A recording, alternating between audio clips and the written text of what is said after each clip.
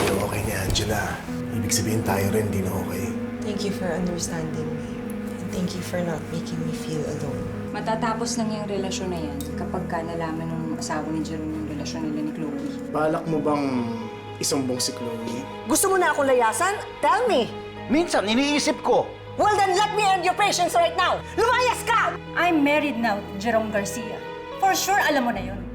Kasi ikaw ang kabit niya, right? Ano ba yung ginawa niya sa'yo? Alam mo naman parating tong araw na to, di ba? Pero kanina ko pa iniisip kung paano nalaman ni Diane. May importante pa ba yun? Kasi I have a strong feeling si Angela ang nagsumbong. It doesn't mean na ako pa rin ang nagsumbong. Hindi sa akin ang galing yun. Teka nga, mas naniniwala ka ba sa kanya? Talaga bang naniniwala ka na gagawin ko yung kay Chloe? Nakadepende ka sa status nilang mag-asawa. Sanay na naman ako nun eh. And I don't wanna expect too much from him. Pero hindi ka dapat masanay sa ganyan. Bernard, hindi ko kaya. Kaya mo. Siguro hindi mo palang natatry, pero isave mo yung pagmamahal mo sa isang lalaking hindi ka ikakansa.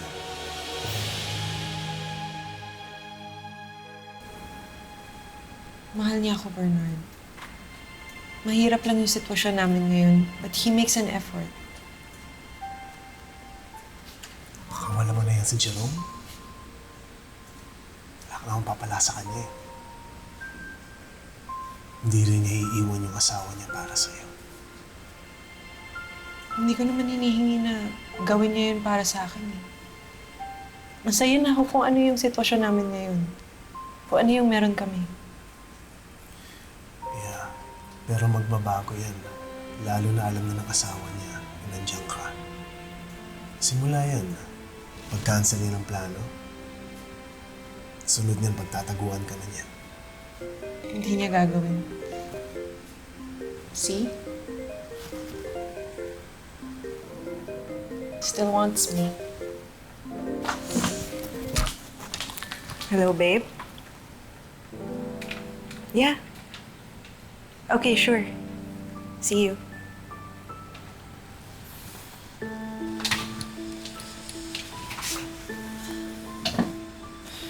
Kahit alam na nung asawa niya about us, gumagawa pa rin siya ng paraan para makita kami. And that's love and commitment.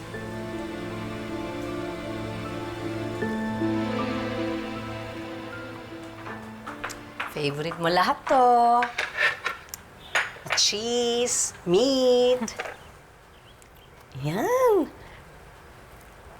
Oh, grapes lang? Nag-iba na ba ang taste mo sa food, anak? Eh, ma'am, buntis po ako eh.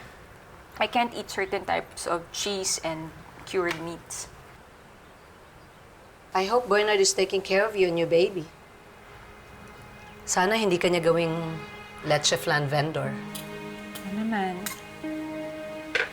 Papunta po ako dito para kay Papa. Sana magbati na kayo. Angela, I've made it clear last night. Walang mangyayari kung itutulay mo siya sa akin. Walang mangyayari kung wala sa inyong kikilos, ma. Baka naman pwede nang kayo na gumawa ng first move. Siya ang lumayas. Dapat siya rin ang bumalik. Bakit ka ba lumayas? Ito juice. Hindi ako lumayas, balae. Pinalayas niya ako. Eh, ba't naman ako uuwi doon kung saan nagpalayas sa akin? Pero di ba sabi mo hindi ka naman niya pinapaalis? Akala niya kasi hindi ko siseryosohin. Hala, may pride ka din naman pala. Eh, ngayon lang, balae. Paano kung sunduin ka? Naku, hindi mo kilala ang balae mo. Alam mo ang pride nun? Kailangan mong sumakay ng elevator para maabot mo. Paano kung maghagdan? Bumaba. Di ba sabi mo, imposible. Paano kung ganito? Biglang sumulpot dito si Florence. Tapos, suyuin ka. Magpapasuyo ka ba? We've been married for so long. And this is the only time na umalis siya ng bahay.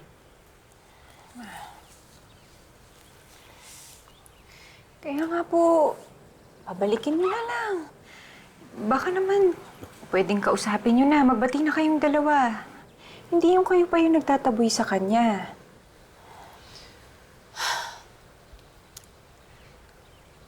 There's something wrong with your father.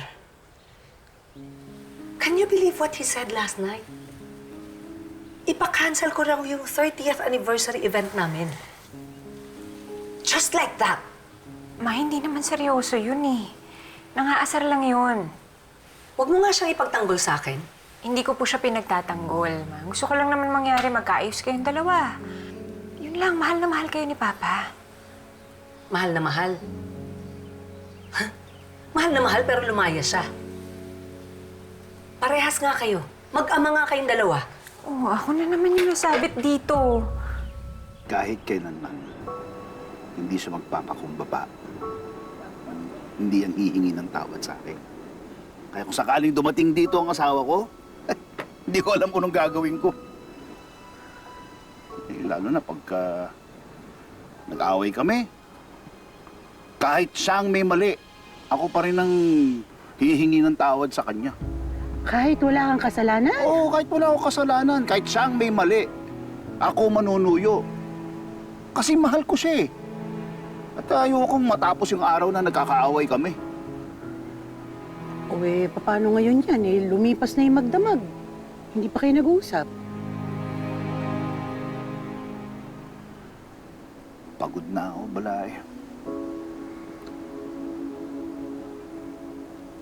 Oh, mukhang mamamalengke ka. Ako na lang mamamalengke para sa'yo. Ay, naku. O, sabihin mo na sa akin. O, anong bibilin? Bakit? Marunong ako mamalengke. Ano ba balain? Nakakahiya? Ano ka ba? Bakit? Ba't ka mahihiya? Eh, bibigyan mo pa nga ako ng gagawin eh. O, di mararamdaman ko na may silbi pa ako. Kasi doon sa bahay namin eh, pakiramdam ko wala akong silbi. Alam mo, Balae, humuhugot ka. Hindi ba kayo aware na minsan nakakasakal din kayo? Na everything has to be done your way, na parang kayo lang po yung tama.